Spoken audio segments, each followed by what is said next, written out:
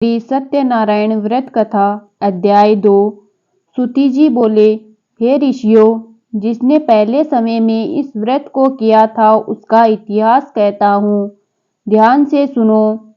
सुंदर काशीपुरी नगरी में एक अत्यंत निर्धन ब्राह्मण रहता था। भूख प्यास से परेशान वह धरती पर घूमता रहता था। ब्राह्मणों से प्रेम करने वाले भगवान ने एक दिन ब्राह्मण का वेश धारण कर उसके पास जाकर पूछा, हे विप्र, नित्य दुखी होकर तुम पृथ्वी पर क्यों घूमते हो?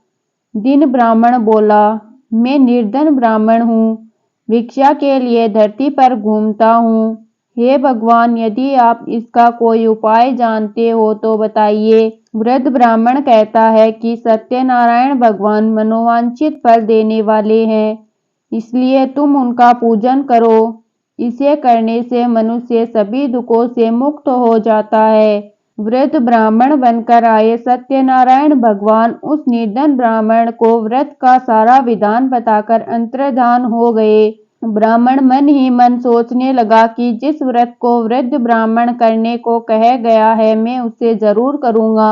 यह निश्चय करने के बाद उसे रात में नींद नहीं आई। वह सवेरे उठकर सत्यनारायण भगवान के व्रत का निश्चय कर भिक्षा के लिए चला गया। उस दिन निर्धन ब्राह्मण को भिक्षा में बहुत धन मिला, जिससे उससे बंधु बांधुओं के साथ मिलकर श्री सत्यनारायण भगवान का व्रत संपन्न किया। भगवान सत्यनारायण का व्रत संपन्न करने के बाद वह निर्धन ब्राह्मण सभी दुखों से छूट गया और अनेक प्रकार की संपत्तियों से युक्त हो गया। उसी समय से यह ब्राह्मण हर माह इस व्रत को करने लगा। इस तरह से सत्यनारायण भगवान के व्रत को जो मनुष्य करेगा वह सभी प्रकार के पापों से छूटकर मोक्ष को प्राप्त होगा। जो मनुष्य इस व्रत को करेगा वह भी सभी दुखों से मुक्त हो जाएगा। सूत जी बोले कि इस तरह से नारद जी ने नारायण जी का कहा हुआ श्री सत्यनारायण व्रत को मैंने तुमसे कहा।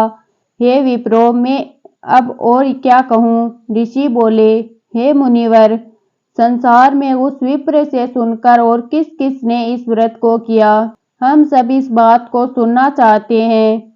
इसके लिए हमारे मन में श्रद्धा का भाव है। सूत जी बोले, हे मुनियों, जिस जिसने इस व्रत को किया वह सब सुनो। एक समय वही विप्र धन व ऐश्वर्य के अनुसार अपने बंधु बांधुओं के साथ इस व्रत को करने को तैयार हुआ। उसी समय एक लकड़ी बेचने वाला बूढ़ा आदमी आया और लकड़ियां बाहर रखकर अंदर ब्राह्मण के घर में गया। प्यास से दुखी वह लकड़हारा उनको व्रत करके देख प्रिय विप्र को नमस्कार कर पूछने लगा कि आप यह क्या कर रहे हो तथा इसे करने से क्या फल मिलेगा, कृपया मुझे भी बताइए।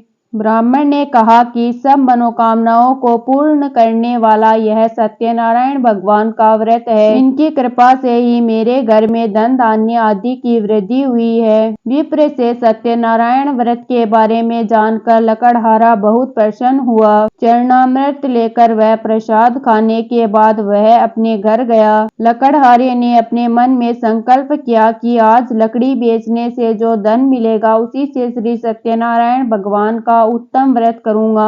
मन में इस विचार को ले बूढ़ा आदमी सिर पर लकड़ियां रख उस नगर में बेचने गया जहां धनी लोग ज्यादा रहते थे। उस समय नगर में उसे अपनी लकड़ियों का दाम पहले से 4 गुना अधिक मिलता है।